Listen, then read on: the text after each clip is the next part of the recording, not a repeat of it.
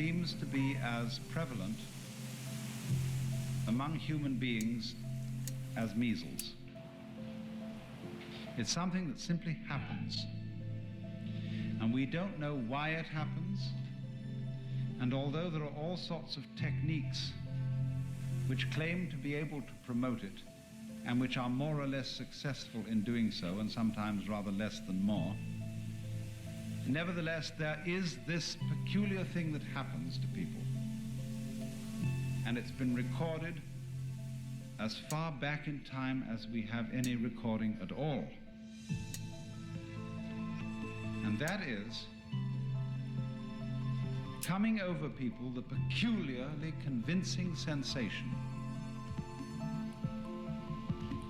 that their ordinary sense of individuality, of personal identity, is transcended.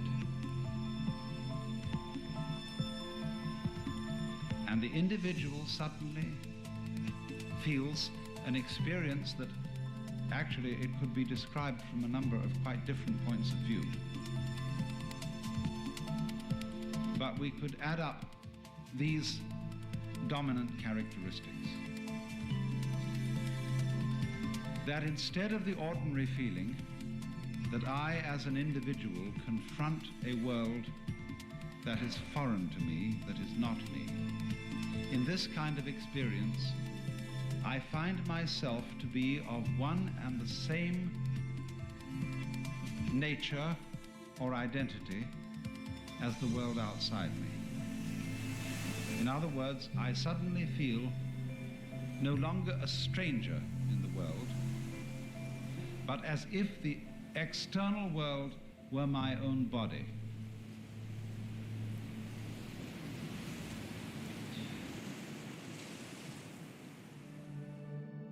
The next aspect of the feeling is even more difficult to assimilate to our ordinary practical intelligence, but a very overwhelming feeling that everything that happens, everything I have ever done, everything anybody else has ever done, was part of our harmonious design. That there is no error at all. Order filled. That's the sort of thing Order I'm submitted. referring to. Now, you see, I'm not talking about a philosophy. Order canceled. I'm not talking about a rationalization, some sort of theory that somebody cooked up in order to explain the world and make it seem a tolerable place to live in. I'm talking about a rather whimsical, unpredictable experience that suddenly hits people. And it includes this element of feeling the total harmoniousness of everything. Now, I realize that those words can carry with them a sort of sentimental feeling, a sort of Pollyanna feeling. There are various religions in our society today which try to inculcate in you the belief that everything is a harmonious unity. You know, things like Christian Science or the Unity movement and so on. They want to make a kind of propaganda for one to believe, and through believing to feel that everything is harmonious.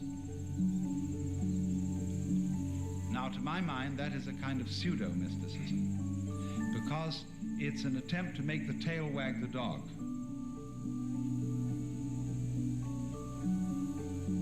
To make the effect produce the